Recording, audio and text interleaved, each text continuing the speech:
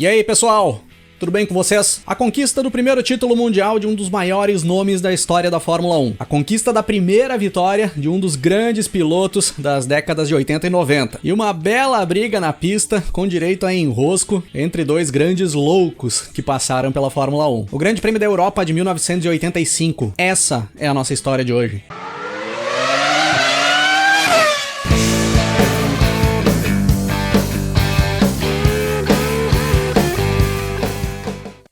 O Grande Prêmio da Europa de 85 era a 14ª etapa do Campeonato Mundial de Fórmula 1 daquele ano, com data marcada para o dia 6 de outubro de 1985, no circuito de Brands Hatch, na Inglaterra. Reta final da temporada, faltavam apenas 3 etapas a serem disputadas, e o título mundial já estava em fase de definição. O francês Alain Prost da McLaren era o líder do campeonato, com 69 pontos conquistados. O italiano Michele Alboreto da Ferrari vinha na segunda posição, tinha 53 pontos até então. Mais atrás, o brasileiro Ayrton Senna da Lotus, com 32 pontos, um ponto à frente do seu companheiro de equipe, o italiano Hélio De Angelis, que tinha 31, e na quinta posição o finlandês Keke Rosberg da Williams, com 21 pontos conquistados. Se o Alain Prost somasse 2 pontos a mais que o Michele Alboreto ali no Grande Prêmio da Europa, ele já era campeão ali mesmo. O Alboreto não alcançaria mais o Prost na tabela. Então pro Alboreto só interessava a vitória, ele não podia pensar em outro resultado. Só que olhando para a fase que a Ferrari vinha vivendo, não dava para se imaginar que eles fossem vencer a corrida. Os bons resultados da equipe tinham ficado lá no início do ano, quando o Alboreto tinha chegado a liderar a tabela. Vinha de muitos problemas em sequência a Ferrari, muitas quebras nos carros, o Alboreto vinha tendo uma dificuldade enorme para conseguir terminar as corridas, e ele mesmo já ia jogando a toalha ali naquela semana que antecedia o Grande Prêmio da Europa, dizendo para a imprensa que com certeza neste próximo final de semana Prost seria campeão mundial. Pro lado do francês era difícil de imaginar que isso não aconteceria. O Prost vinha numa sequência de 7 pódios consecutivos. Era um cenário totalmente contrário do que vivia a Ferrari e o Alboreto. A McLaren vinha apresentando confiabilidade e o Prost tinha aprendido de vez, principalmente com o seu companheiro de equipe ali naquela época, o austríaco Niki Lauda, campeão mundial no ano anterior, em 1984, que administrar a temporada como um todo e somar o maior número de bons resultados possíveis, geralmente era melhor para buscar o título mundial do que tentar vencer todas as corridas. Foi por ali que o Prost criou esse estilo mais pragmático, depois de várias vezes bater na trave na briga pelo título mundial nas temporadas anteriores, onde ele tentava impor um estilo mais ousado, mais agressivo. A partir de 1985, o Prost fazia nas pistas o que era preciso para garantir o maior número de pontos possíveis, sem forçar equipamento, forçar demais o ritmo, a ponto de ocasionar abandonos, acidentes. Surgia ali, definitivamente,